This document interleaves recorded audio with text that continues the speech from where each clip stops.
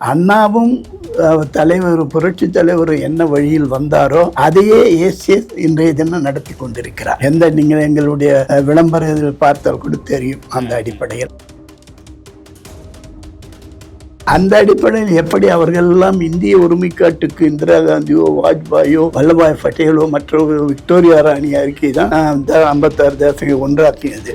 அதுபோல் மோடிஜி அவர்கள் கங்கை காவிரி இணைப்பை செய்ய வேண்டும், அதன் மூலம் இந்தியா ஒருமைப்பட வேண்டும், வளம் பெற வேண்டும் என்று ஏசிஎஸ் விரும்புகிறார். எம்ஜிஆர் அதில் இருந்தார், அவருடைய வழித்தோன்றல். அதனால்தான் இரண்டாம் எம்ஜிஆர். இரண்டாம் எம்ஜிஆர் என்று சொல்வதற்கு கல்வி நிறுவனம் மட்டும் காரணம் அல்ல, அவர் உதவி செய்கிறார்கள், கொடையாளியாக இருக்கிறார், கொடைவல்ல, அது மட்டும் காரணம் அல்ல. இந்த கலைத்துறையிலும் என்னென்ன அவர் செய்தாரோ அந்த காலத்திற்கேற்ப தாவேகா விஜய் அவர்கள் நான் தான் முதல்வர் என்று அடம் பிடித்து அவர் யாரோடும் சேராமல் தேர்தலை சந்திப்பாரானால் மக்கள் நல கூட்டணி என்ன பாடுபட்டதோ அதை படுவார். அந்த வயதுல இந்த மாதிரி பேசிட்டு இருக்கானே அப்படின்னு சொல்லிட்டு மிகப்பெரிய ஒரு பாராட்டுவாக உங்களுக்கு சமரசன் ஒரு பேர் வச்சாரு அப்படிங்கிறது ரொம்ப மகிழ்ச்சியான செய்தி. இப்ப இந்த செய்தியெல்லாம் கடத்துறதுக்காக தான் நம்ம ஏசிஎஸ் ஐயா நம்ம முதல்வர் மோடியோட பயணித்து கொண்டிருக்காரா? அது அண்ணாவின் கொள்கை அதில் இருக்கிறது, எம்ஜிஆர் கொள்கை அதில் இருக்கிறது, அம்மாவின் எண்ணங்கள் அதில் இருக்கிறது. தமிழ்நாட்டினுடைய வளர்ச்சி வளம், மூப்பனார் சொன்னார், வளமான தமிழகம் வலிமையான இந்தியா பாரதம் என்று, அது போன்ற அந்த தத்துவங்கள் உள்ளடக்கி இருக்கிறது.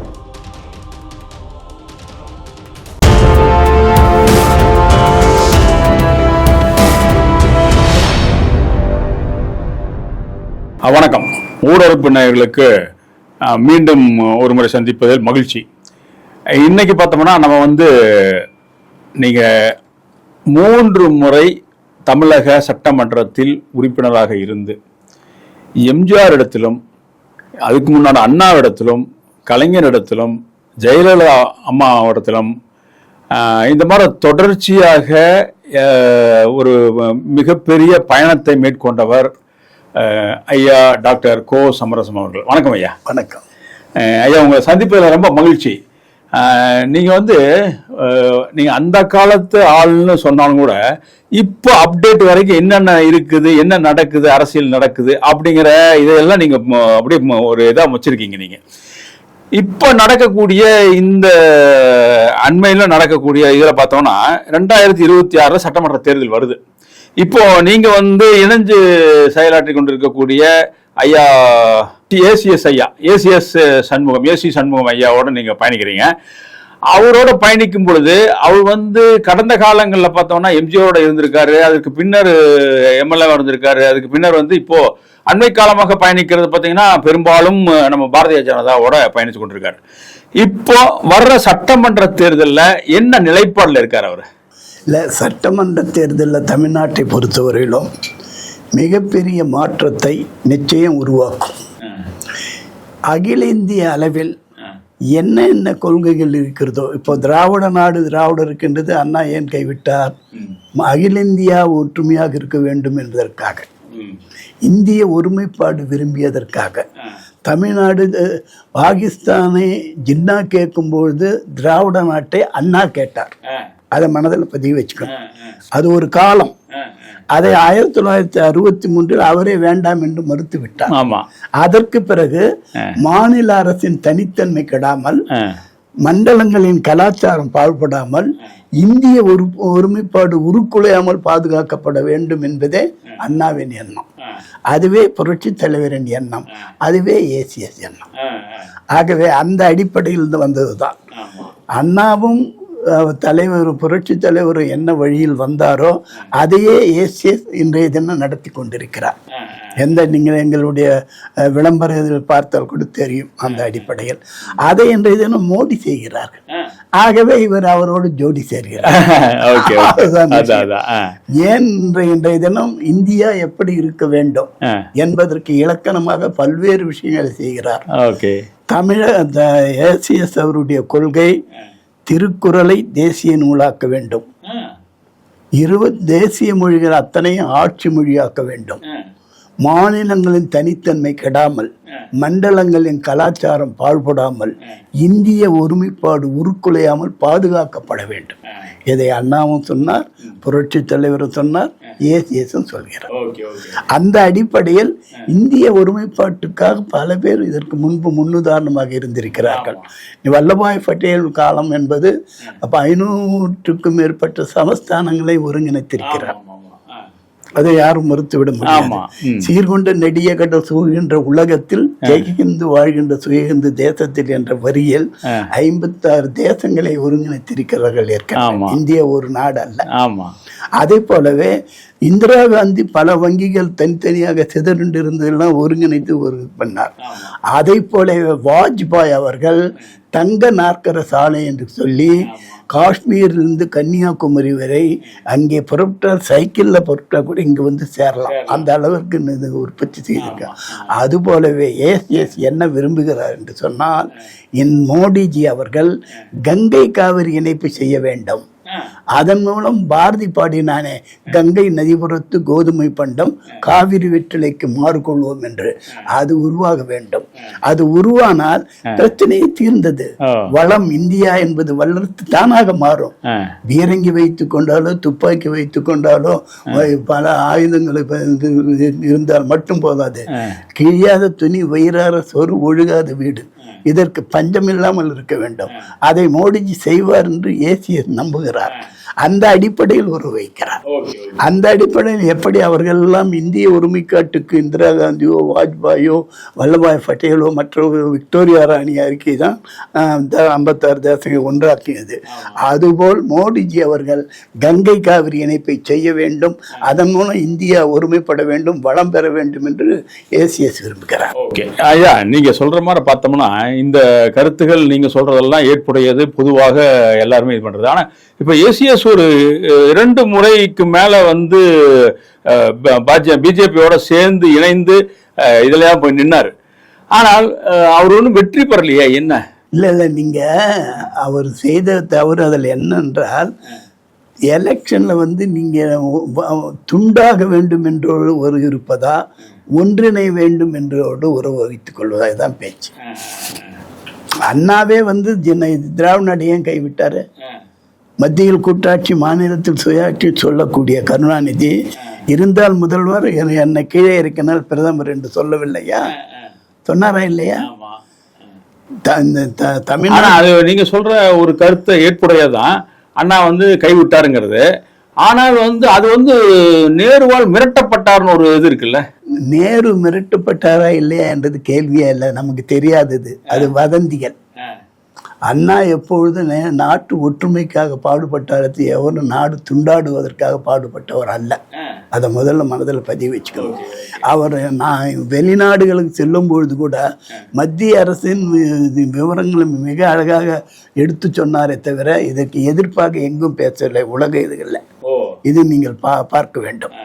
ஒரு மாநிலத்தின் முதல்வராக இருந்து இந்தியாவின் பிரதிநிதியாக வெளிநாடுகள் சொல்லுகின்ற பொழுது இந்தியாவின் வளம், இந்தியாவினுடைய நலம், இந்தியாவினுடைய முன்னேற்றம் அதைத்தான் பேசியிருப்பாரே தவிர அவர் தமிழ்நாட்டுக்காக பேசியதாக நீங்க. அப்ப அவர் வந்து ஒரு பிரிவினைவாதம் பேசலைங்கன்னு நீங்க சொல்றீங்க. அது வந்து பொய்யான ஒரு செய்திங்கிறீங்களா? பொய்யான செய்தி அல்ல, அந்த நேரத்திற்கு அது தேவை. பாகிஸ்தானை ஜின்னா கேட்டார் என்கிற போது திராவிட நாட்டை அண்ணா கேட்டார். அது சுதந்திரத்திற்கு முன்பு இருந்த இந்த நிகழ்ச்சி. திராவிடம் என்றது நேற்று பிறந்ததா இல்ல இன்று? 63 தான் அவர் கைவிடுறாரு. இல்ல 63 கைவிட்டார் என்று சொன்னால் அதுவரையில் போராடி கொண்டிருக்கின்றோம். போராட்டத்தை உடனே நிறுத்திவிட முடியாது. வேகமாக போகக்கூடிய எந்த மிதிவண்டியாக இருந்தாலும், காரோ பஸ்ஸோ எதுவாக இருந்தால் உடனே பிரேக் போட்டுருந்தா நம்ம எங்க போய் விடுவோம்னு தெரியாது. அதை எப்படி நிதானப்படுத்தி ஒழுங்குபடுத்தி முடிப்படுத்தி எங்கே நிறுத்தினால் எல்லோருக்கும் நல்லதாக இருக்குமோ அதை செய்தவர் அண்ணா. ஆகவே ஆனால் அவர் பேசும்பொழுது நாங்க வந்து இப்போது மொத்தமா கைவிடலன்னு சொல்லியிருக்காரு. இல்ல, அவர் சொன்னதை நாங்க கைவிட்டு விட்டோம், ஆனாலும் அதுக்கு உண்டான காரணங்கள் அப்படியே இருக்கிறது என்று சொன்னார். அது எதற்கு என்று சொன்னால், நல்ல சட்டம் கெட்டவனிடம் சிக்கி கொண்டால் திண்டாடும். நல்ல சட்டம் கெட்டவனிடம் மாட்டிக்கொண்டால் திண்டாடும். அதுபோல் இந்த நாட்டினுடைய சட்டதிட்டங்களே நாட்டு மக்களுக்கு எதிராக வரக்கூடிய ஒரு அரசாட்சி அமையுமானால் அன்று பார்த்துக்கொள்வோம். அந்த அடிப்படையில் சொன்னதே தவிர அவர் நாங்கள் தனியாக இருந்தால் முதல்வர், கீழே இருக்கினால் பிரதமர் கருணாநிதியை போல் சொன்னவர். அதை நீங்க மனதில், நீங்க அண்ணாவோட ரொம்ப பயணிச்சிருக்கீங்க. அவர் தான் எனக்கு சமரசம் என்று பெயரே வைத்து. ஆமா, பெயர் உங்களுக்கு வச்சது. ஏன்னா அவரோட மேடையில, அவர் வர்ற மேடையில நீங்க வந்து பேசிக்கொண்டிருக்கிறத கேட்டு கீழே இருந்து கேட்டுட்டு இந்த அளவுக்கு அற்புதமான ஒரு மனிதர் பேசிக்கொண்டிருக்காருன்னு சொல்லி வெறும் இளைஞரா இருக்கீங்க நீங்க. அப்போ வயது என்னையா உங்களுக்கு? அன்றைய தினம் 27, 28. அந்த வயதுல இந்த மாதிரி பேசிட்டு இருக்கானே அப்படின்னு சொல்லிட்டு மிகப்பெரிய ஒரு பாராட்டுவாக உங்களுக்கு சமரசன் ஒரு பேர் வச்சாரு அப்படிங்கிறது ரொம்ப மகிழ்ச்சியான செய்தி. இப்ப இந்த செய்தியெல்லாம் கடத்துவதற்காக தான் நம்ம ஐஏஎஸ் ஐயா வந்து நம்ம முதல்வர் மோடியோட பயணித்துக் கொண்டிருக்காரா? அது அண்ணாவின் கொள்கை அதில் இருக்கிறது, எம்ஜிஆர் கொள்கை அதில் இருக்கிறது, அம்மாவின் எண்ணங்கள் அதில் இருக்கிறது. தமிழ்நாட்டினுடைய வளர்ச்சி, வளம், மூப்பனார் சொன்னாரு, வளமான தமிழகம், வலிமையான இந்தியா, பாரதம் என்று, அது போன்ற அந்த தத்துவங்கள் உள்ளடக்கி இருக்கிறது. ஆனா இப்போ நீங்க சொல்ற கருத்துக்கள்ல அம்மாவோட கொள்கைகள் தான் இதுல இருக்குது அப்படிங்கிறீங்க. அம்மா வந்து இருக்கும் பொழுது ஏசிஎஸோட கல்லூரிகள்ல சில இதெல்லாம் வந்து இடிச்சு பண்ணதெல்லாம் இருக்கு இல்லையா? அந்த முரண்பாடு இருக்கு இல்லையா? அது என்ன? அது முரண்பாடு தொழில் ரீதியாக சட்ட ரீதியான சில பிரச்சனைகளை தவிர அதுல கொள்கைகளை வருவதில்லை. கொள்கை பிரச்சனை இல்லை, கொள்கை பிரச்சனை இல்லை, கொள்கைக்காக போய் செய்வதல்ல. அது சட்ட பிரச்சனை, அது நிர்வாக பிரச்சனை, தனியாக கூடிய ஒரு பிரச்சனையை தவிர கொள்கை அதுல இல்லை. அம்மாவிற்கும் ஏசிஎஸுக்கும் பெரிய உடன்பாடு உடந்த இல்லை. அவர் தலைவரோடு நின்று விட்டார். தலைவரோடு அவர் எம்ஜிஆர் நின்றுட்டார். எம்ஜிஆர் பல்கலைக்கழகத்தை நடத்துறவர் யாரு இன்னைக்கு? அவர்தான். நீங்க மிகப்பெரிய எம்ஜிஆருடைய கனவுகளை எல்லாம் நினைவாக்குவது யார்? நீங்க இன்றைய தினம் ஏசிஎஸ் அவர்கள் 2ஆம் எம்ஜிஆர் என்று நான் சொல்வேன். எப்படி சொல்றீங்க? அப்போ எம்ஜிஆர் கொள்கை என்ன? கல்வி பெருகணும். நாம படிக்கலனாலே நாடு பூரா படிச்சுதான் இருக்கணும். பல்கலைக்கழகங்கள் அதிக அளவில் உருவானது எம்ஜிஆர் காலத்துல, எந்த காலத்தில் சொல்லுங்க? ஆமா, கண்டிப்பா எம்ஜிஆர் காலத்துல தனியார் கல்லூரிகள் நிறைய அடைந்த காலத்தில் இருந்து எம்ஜிஆர் பல்கலைக்கழகங்கள் உயர்ந்தது எம்ஜிஆர் காலத்தில். கல்விக்கு முதலிடம் கொடுத்தார். ஏசிஎஸ் அதை செய்கிறார். தலைவர் வழியை செய்கிறார். தலைவர் பெயராலேயே செய்கிறார். எம்ஜிஆர் பல்கலைக்கழகம் என்று வைத்துக்கொண்டு அதன் பெயராலேயே செய்கிறார். சரி, இந்த கல்லூரி அந்த பல்கலைக்கழகம் வைத்துக்கொண்டு இருக்கிறதுனால மட்டுமே எம்ஜிஆரோட அடுத்த எம்ஜிஆர் நீங்க சொல்றீங்களா? அப்படி இல்லைங்க. அதுக்கு மேல வேற என்னென்ன? ஒரு நாளைக்கு ஒரு 1000ஆவது கொடுக்க தவறினால் ஏசிஎஸ் படுத்தால் தூக்கமே வராது. ஒரு வள்ளலாவும் இருக்காரு. வள்ளலாவும் அது உலகத்திலே தெரியுது இல்ல. ஆமா, இல்லாதவர்கள் கொடுக்கிறார். ஏமாத்தலாம் என்று அவர் இடத்துல தான் அவன் ஏமாந்து போவான். எம்ஜிஆரே எத்தனை பேர் ஏமாத்தியே வாங்கிட்டு போயிருக்காங்க. அது இவரிடத்தில் நடக்காது. உண்மையாக ஏழை என்று சொன்னார், உண்மையாக அவனால் வளர முடியல, வாழ முடியல என்றால் அவருக்கு என்ன செய்ய வேண்டுமோ அதை செய்வார். இன்று கூட அனாதைகள் இல்லம் பல நடத்துகிறார். பல்வேறு வகையில் என்னென்ன சட்டத்திற்கு உட்பட்டு நடத்த முடியுமோ அதுவெல்லாம் நடத்தி கொண்டிருக்கிறார். அது வேறு விஷயம். அந்த எண்ணம் எல்லோருக்கும் வராது. தான் ஒரு ஏழையாக இருந்து உயர்ந்தவர் தான். ஏழைன்னா பரம ஏழை பிச்சைக்காரனாக இருந்து. ஆகவே இன்றைய தினம் அவருடைய நிறுவனங்கள் எத்தனை இருக்கின்றன, அதிலே படிக்கக்கூடிய எத்தனை பேர் இவரால் பலன் பெறுகிறார்கள். அந்த மருத்துவமனைன்னா எத்தனை இருக்கிறது, அந்த மருத்துவமனை பலன் பெறக்கூடிய எத்தனை பேர், இதெல்லாம் பார்க்கணும். அப்படி பார்க்கும் பொழுது இன்றைய தினம் ஏசிஎஸ் எம்ஜிஆர் 2ஆம் எம்ஜிஆராக காட்சியளிக்கிறார். அவர் எல்லா வகையிலும், கல்வியானாலும் சரி, பொருளாதாரமானாலும் சரி, உதவி என்று வந்தாலும் சரி, நட்பு என்று இருந்தாலும் சரி, அவர் கண்ணுக்கு பார்க்கின்ற பொழுது இது அவன் கஷ்டப்படுகிறான் தெரிந்தால் அதற்கு உதவி செய்வார். கஷ்டப்படுவதாக நடித்தால் செய்ய மாட்டார். சரி, இப்போ அவர் வெறும் கல்வி வள்ளல் மட்டும் இல்லையே, அதுக்கு மேல சினிமா துறையில அவர் சினிமா படங்கள் எடுக்கிறாரு, ஒரு ப்ரொடியூசரா இருக்காரு, பல படங்கள் எடுக்கிறாரு. இப்போ ஏன் இந்த கேள்வி கேட்கறேன்னா, இப்ப அண்மை காலமாக விஜய்னு ஒரு நடிகர் இப்ப வந்துட்டு இருக்காரு. அவர் வந்து ஒரு கட்சி ஆரம்பிச்சிட்டாரு. அவர் வந்து இப்ப வந்து அடுத்த தேர்தலுக்கான ஒரு முன்முயற்சியில போயிட்டு இருக்காரு. இவருக்கும் அதாவது ஏசிஎஸ் ஐயாவுக்கும் சினிமா துறையோட ரொம்ப நெருக்கமா இருக்கு. அந்த வகையில பார்த்தோம்னா நீங்க விஜயோட அவர் வந்து ஒரு நெருக்கமா இருக்கக்கூடிய வாய்ப்புகள் நிறைய இருக்குது. இப்போ அவர் ஒரு கட்சி வச்சு தனியா கொண்டு போகும்பொழுது, தாவேக்கான்னு வச்சு ஒரு கொண்டு போகும்போது, இந்த இப்போ இவர் வந்து நம்ம பிஜேபியோட இணைஞ்சு பணியாற்றி இருக்காரு. இப்போ இந்த தாவேக்காவை கூட்டணி சேர்றதுக்கு இவர் மூலமா ஏதாச்சும் வாய்ப்புகள் ஏற்படுமா? அவரை பொறுத்தவரையில் கொள்கை ரீதியாக யார் யார் இணைகிறதோ அதை இணைத்துக் கொள்வார். 100 கோடி ரூபாய் சம்பாதிச்ச சினிமாவில் அரசியலுக்கு வந்து 1000 கோடி சம்பாதிப்பென்று வர்றவங்களுக்கு அவர் சேருவதே இல்லை. நீங்க சொன்னீங்க இப்ப ஏசிஎஸ் சினிமாவெல்லாம் கூட இருக்கிறாருன்னு. எம்ஜிஆர் அதில் இருந்தார், அவருடைய வழித்தோன்றல். அதனால்தான் 2ஆம் எம்ஜிஆர் என்ன. 2ஆம் எம்ஜிஆர் என்று சொல்வதற்கு கல்வி நிறுவனம் மட்டும் காரணம் அல்ல, அவர் உதவி செய்கிறார்கள், கொடையாளியா இருக்கிறார், கொடைவல்ல, அது மட்டும் காரணம் அல்ல. இந்த கலைத்துறையிலும் என்னென்ன அவர் செய்தாரோ அந்த காலத்திற்கேற்ப இந்த காலத்தில் எதை செய்யும் அதையும் அவர் செய்து கொண்டிருக்கிறது தான் ஏசிஎஸ். ஆகவே இதை மனதில் பதிய வச்சுக்கணும். முக்கியமா அவருக்கு அவர் மனதிற்கு பிடித்து விட்டால் எதையும் செய்வார். அதான் அரசியல் ரீதியாக அடுத்தது இது வந்து இவரோட இணைஞ்சு போறதுக்கு அல்லது இணையதுக்கு ஒரு முயற்சி எடுக்கிறதுக்கான வாய்ப்புகள் இருக்கா? இல்ல, அரசியல் யாரோட இணையது? தாவேக்காவா? அதாவது ஒரு விஷயம் தெளிவுபடுத்திங்க. தமிழகத்தை பொறுத்தவரையில் திமுக அண்ணா திமுக 2 தலைமை தாங்கி தான் போராடிக்கிட்டு வருது இன்று வரையிலும். 3வது யார் நினைத்தாலும் அவர்கள் வருவதில்லை. அது பாஜகவாக இருந்தாலும் தாவேக்காவா இருந்தாலும் இன்னும் பிற எதுவாக இருந்தாலும். தாவேக்கா விஜய் அவர்கள் நான் தான் முதல்வர் என்று அடம் பிடித்து அவர் யாரோடும் சேராமல் தேர்தலை சந்திப்பாரானால் மக்கள் நல கூட்டணி என்ன பாடுபட்டதோ அதை படுவார். அதை மனதில் பதிவு வச்சுங்க. மக்கள் நல கூட்டணியில விஜயகாந்த் சேர்ந்தார்.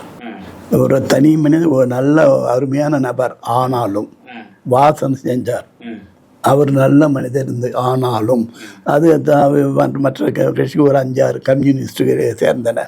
எல்லாரும் சேர்ந்து ஒன்றும் இல்லாமல் போனாங்க. எல்லோரும் சேர்ந்து 5-6 கட்சி கூடி ஒரு கட்சி வாங்குற ஓட்டு கூட ஏன் வாங்க முடியவில்லை? அங்கதான் விஷயம் இருக்கு. இப்போ நாம் எந்த ஒரு கொள்கை ரீதியாக இருக்கணும், ஒரு லட்சிய ரீதியாக இருக்கணும், ஒரு மக்களுடைய சேவையை செய்யக்கூடியதாக இருக்கணும். ஆனா நீங்க பிஜேபியோட இணைஞ்சு போய் கொண்டிருக்கிற இப்ப இபிஎஸ் எடப்பாடி ஐயா அவர்கள் என்ன சொல்றாருன்னா, எங்களுக்கு வந்து தேர்தலுக்கு கொள்கைக்கு இதெல்லாம் நாங்க பார்க்க மாட்டோம், தேர்தலில் ஜெயிக்கிறதா எங்களோட குறிக்கோள் அப்படிங்கிறாரு. இல்ல, எடப்பாடியார் அப்படி சொல்வதற்கு காரணம் வெற்றி என்பது வேறு விஷயம். நீங்க கருணாநிதி யாரை வச்சு எம்ஜிஆர் கீழே இருக்குனாரு? யாரை வச்சு இருக்குனார்? சொல்லுங்க. உங்களுக்கு இந்திரா காந்தியை வச்சு இருக்குனார். எம்ஜிஆர் நல்லாட்சி கொடுத்தார், எந்த தீமையும் அதுல கிடையாது. அப்படிப்பட்ட ஆட்சியை இந்திரா காந்தியோட வைத்து ஒரு பாராளுமன்றத்தில் வெற்றி பெற்று, பாராளுமன்றத்தில் வெற்றி பெற்ற காரணத்தால் சட்டமன்றத்தை கலையுங்கள், நாம் தனியாட்சி சுயாட்சி என்று சொல்லி கூட்டணி ஆட்சி அமைத்துக் கொள்வோம், 111 111 நாம் உறவு வைத்துக் கொள்வோம், 2 பேரும் அமைச்சரவையில் ஒன்றாக இருப்போம் கூடிய மாநிலத்தில் செய்தாரா இல்லையா? ஆனா அதையெல்லாம் எம்ஜிஆர் தவிடுபடி ஆக்கினார். நீங்கள் நினைச்சு பார்க்கணும். எம்ஜிஆர் இருக்கிற வரைக்கும் ஒன்றும் அசைக்க முடியல. ஏன்னா ஒரு மக்கள் தொண்டு உண்மை என்று வந்து விட்டால் மக்கள் கைவிட மாட்டார். நீங்க எல்லாம் பாருங்க, முதல்ல என்ன கேட்டார்? நான் வேண்டுமா கருணாநிதி வேண்டுமானார் 1970. ஆட்சியை கழிச்சிட்டு எலெக்ஷன் வந்துச்சு, நான் என்ன தவறு செய்தேன்? அது ஒரே கேள்வி. 3வது முறை அவர் எதுவுமே பேசல.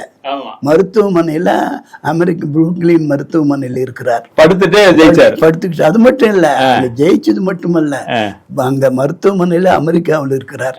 அவர் செத்தே போயிட்டாருன்னு கலைஞர் பிரச்சாரம், நாடு போறோம் எல்லா பிரச்சாரம் பண்ணாருங்க.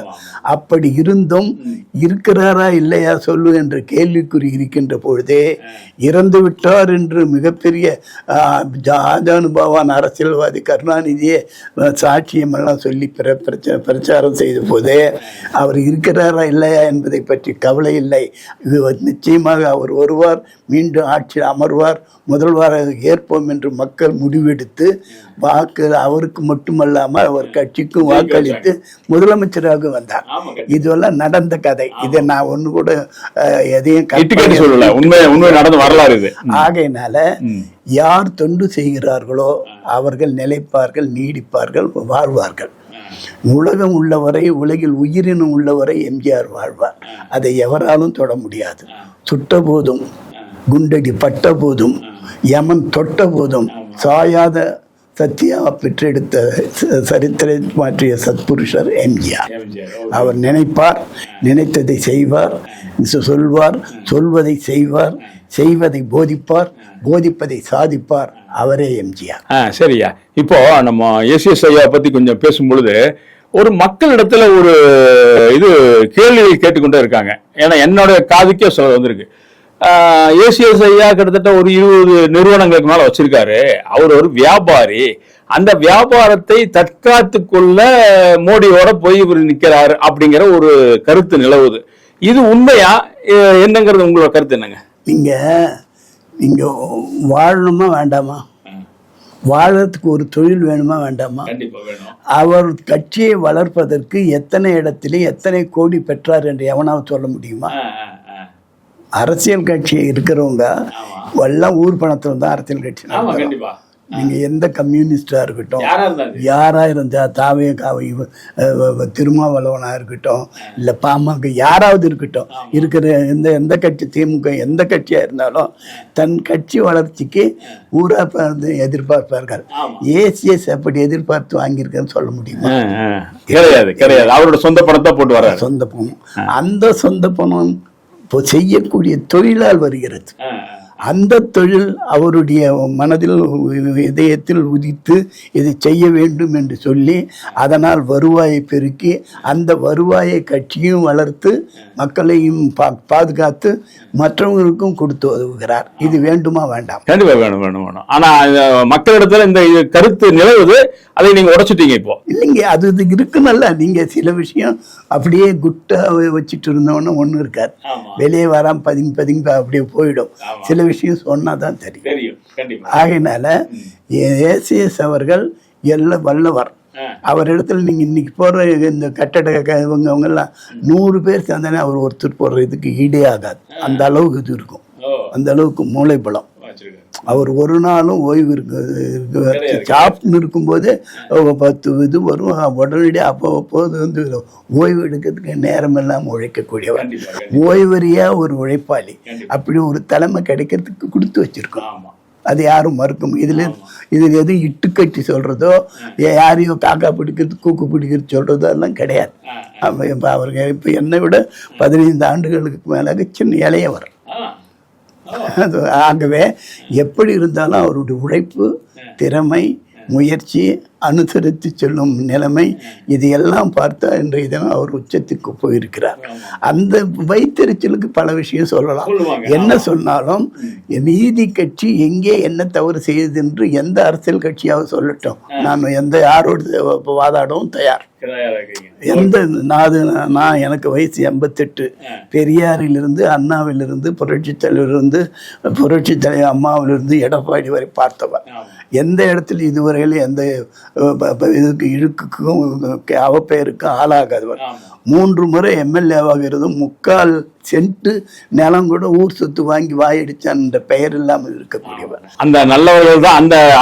அது நீங்க இப்படி நல்லா இருக்கிறனாலதான் வந்து சரியான தலைவரா நீங்க இப்ப வந்து தேர்ந்தெடுத்திருக்கீங்க. அதை நான் அந்த அடிப்படையில உழைப்பால் உயர்ந்தவர் யார் என்று பார்த்தேன். அதில் ஏசிஎஸ் என்று தெரிந்தது. அவரோடு இணைந்து பணியாற்றி இன்னைக்கு வந்து பொதுச் செயலாளராக நீங்க இருக்கிறீங்க. ரொம்ப மகிழ்ச்சி ஐயா. இப்போ கடைசியா இறுதியா ஒரு கேள்வி என்னன்னு கேட்டா, வர்ற 2026 பாஜக கூட்டணியோட சேர்ந்து சட்டமன்றத்துல ஏசிஎஸ் புதிய நீதி கட்சி பங்கு பெறுமா பெறாதா? பங்கு பெறும். அது சக்தி. அதாவது அவர்கள் இத்தனை சீட் கொடுக்குற அத்தனை சீட்டு கொடுக்குறேன்னுவார். இவர் எந்த அளவிற்கு நமக்கு சக்தி இது, நாம் ஒரு சாம்பிள் என்ற மாதிரி பொதுத்துறையில் அண்ணா திமுக தலைமையில் தமிழ்நாட்டில் ஆட்சி அமைக்கும். அதில் பல கூட்டணி ஆட்சியை அமைத்தாலும் ஆச்சரியப்படுவதற்கில்லை. அந்த ஆட்சியில் அங்கம் வகிப்பதெல்லாம் புதிய நீதி கட்சி அங்கம் வகிக்கும். இதுவரையிலும் சரியாது. ஆனால் நீங்கள் அமைச்சராவீர்களா அதற்குள் இதெல்லாம் பதில் இப்பொழுது சொல்ல முடியாது. அதெல்லாம் ஏமாற்று வேலை, ஏதோ ஒரு கனவு காணுவது போல. ஆனால் எங்களுடைய பங்கு நிச்சயம் இருக்கும். நாங்கள் ஆட்சிக்கு வர வேண்டும் என்பதல்ல, இந்த நாட்டு மக்களை காப்பாற்றக்கூடியவர்கள் வர வேண்டும். இந்த நாட்டு மக்களுடைய எதிர்காலத்தை செம்மைப்படுத்துகிறவர்கள் வர வேண்டும். எதிர்காலத்தில் எந்த காரணத்தை கொண்டும் வறுமை கோட்டுக்கு எவனும் இல்லை. அனைவரும் இறந்தும் உயிர் வாழ்தல் வேண்டும், பறந்து கெடு உலகேற்றான் என்றான் வள்ளுவர். தனி ஒருவனுக்கு உணவில்லை எனில் ஜகத்தினை அழித்திடுவோம் என்றான் பாரதி. கூழுக்கு ஒருவன் அழுவானையாக கோலை முறித்திடுவோம் என்றான் பாரதிதாசன். அந்த அடிப்படையில் இந்த நாட்டில் இல்லாமலாக்க வேண்டும் என்பதிலே நாங்கள் உறுதியாக இருக்கிறோம். அதோடு ஏசிஎஸ் பாரதிய ஜனதாவோடு இணைகிறார், அதை இணைந்து செயலாற்றுகிறார். அதில் செயலாற்றுவதால் எங்களுக்கு என்ன லாபம், எனக்கு என்ன உதவி, எனக்கு என்ன பதவி என்பதெல்லாம் அதில் கிடையாது. பொதுமக்களுக்காக பாடுபடுகிறோம்.